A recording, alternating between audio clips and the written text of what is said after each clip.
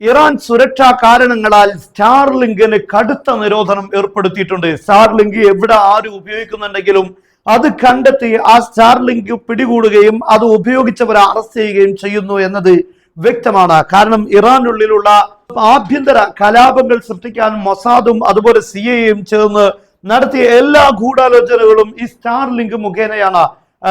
ഇറാന്റെ government internet കട്ടാക്കിയാൽ പോലും ഉപയോഗിക്കാൻ കഴിയുന്ന രീതിയിലാണ് സ്റ്റാർലിങ്കിന്റെ സംവിധാനം. ഇത് നേരെ സാറ്റലൈറ്റിൽ നിന്നും ഈ ഡിഷുകളിലേക്കാണ് ഇതിന്റെ തരംഗങ്ങൾ സ്വീകരിക്കുന്നതും ട്രാൻസ്മിറ്റ് ചെയ്യുന്നതുമെല്ലാം.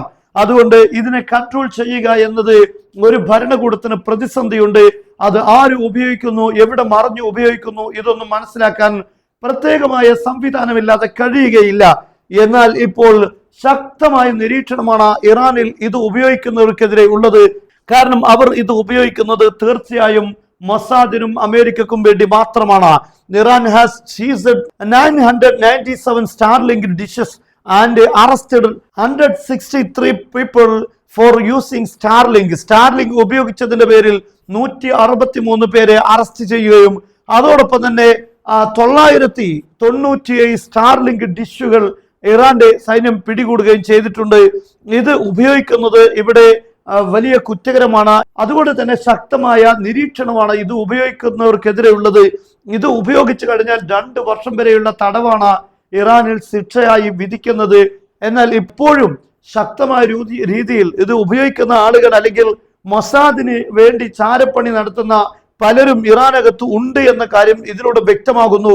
എന്നാൽ അവർക്കെതിരെയുള്ള ശക്തമായ തിരച്ചിലും ഇറാൻ നടത്തുന്നു.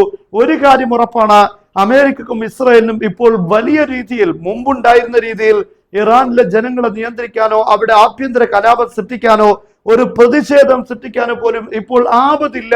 അതിനുള്ള നിയന്ത്രണം അവരുടെ കൈകളിൽ ഇല്ല എന്നത് വ്യക്തമാണ്. കാരണം ഈ യുദ്ധം ആരംഭിച്ചതിന് ശേഷം ഇറാൻ ശക്തമായ രൂപത്തിൽ ഇതിനെതിരെയുള്ള തിരച്ചിൽ നടത്തി ശുദ്ധികലശം ഇറാന്റെ എല്ലാ മേഖലകളിലും നടത്തിയിട്ടുണ്ട്. അതുകൊണ്ട് ഒരുപക്ഷെ ഇപ്പോൾ ഏകദേശം ഇറാൻ സേഫ് ആയിട്ടുണ്ട് എന്ന് പറയാൻ സാധിക്കും.